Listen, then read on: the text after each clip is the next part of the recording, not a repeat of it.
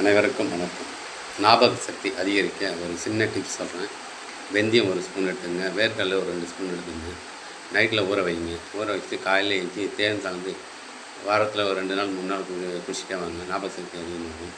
அதே போல் வல்லாரை துவையல் பண்ணி சாப்பிட்டே வந்தீங்கன்னா ஞாபக சக்தி அதிகமாகும்.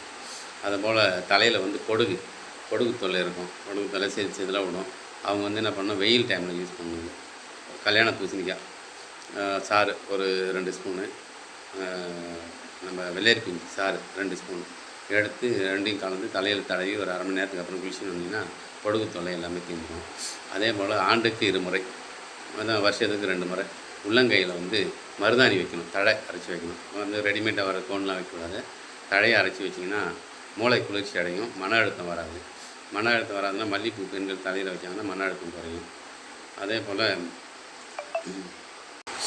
நீண்ட நாள் தலைவலி இருக்கும். அவங்களாம் என்ன பண்ணணும், 10 எலுமிச்சம் தழையை எடுத்துக்கங்க, தண்ணியில் போட்டு கொதிக்க வச்சு வடிகட்டி தேன் கலந்து குடிச்சுன்னு வந்தீங்கன்னா பல நாள் தலைவலி அடிக்கடி தலைவலிக்கும். அவங்க மாத்திரை மருந்து போடுவாங்க, ஊசி போடுவாங்க, சரியாகிடும், திருப்பி வரும். அது மாதிரி இருக்கிறவங்க இந்த எலுமிச்சம் தழையை 10 இலையை போட்டு கொதிக்க வச்சு 2 டம்ளர் தண்ணியில் வடிகட்டி தேன் கலந்து குடிச்சுன்னு வந்தீங்கன்னா தலைவலி குணமாகும். அதே போல் வெள்ளை எள்ளு சாப்பிட்றது கால்சியம் சத்து அதிகமாகும். எள்ளு உருண்டை சாப்பிட்டு வந்தீங்கன்னா கர்ப்பப்பையில் இருக்கிற நீர் கட்டிகள் குணமாகும். முடி உதிர்வது சரியாகும். அதே போல் முட்டி வலி, ஜாயிண்ட் வலி இருக்குன்னு எள்ளு உருண்டை நெய் சாப்பிட்டு வரலாம். அதே மாதிரி குடிக்கிறவங்க குடியினுடைய வெறி அடங்கணுன்னா எள்ளு உருண்டை சாப்பிடுவாங்க.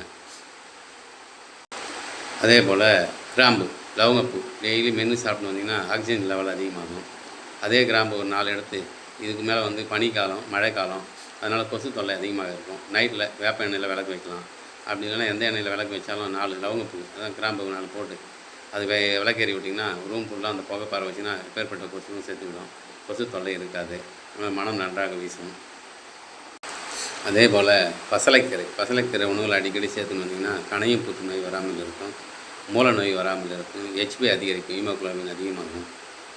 அதே போல் பழைய உணவு சேர்ந்து காலையில் பெரிய வயத்தில் கஞ்சி மாரி அதான் வெங்காயம் கடிச்சின்னு சாப்பிட்டு வந்தீங்கன்னா வயிற்று புற்றுநோய் வராமல் இருக்கும். அதே போல் 100 கிராம் வெள்ளை பூசணி சாறு எடுத்துக்கங்க. 100 கிராம் அடித்து மிக்சியில் அடித்து சாறு எடுத்துக்கங்க. அதை கூட ஒரு கைப்பிடி அளவு கொத்தமல்லி தழை எடுத்துக்கங்க. 2ஐயும் அரிசி மிக்சியில் போட்டு அடித்து குடிச்சின்னு வந்தீங்கன்னா 48 நாட்கள் குடிச்சிங்க தைராய்டு முற்றிலுமாக குணமாகும். அதே போல் இரவில் வந்து ஒரு டம்ளர் பால் எடுத்துங்க, சூடான பால். அதில் வந்து ஏலக்காய் 5 நசுக்கி போட்டுங்க, ஒரு சிட்டிகை மஞ்சள் சேர்த்துங்க. அதை சேர்த்து குடிச்சுன்னு வந்தீங்கன்னா மூட்டு வலி இல்லாமல் தூக்கம் நன்றாக வரும். நன்றி, வணக்கம். அனைவருக்கும் வணக்கம்.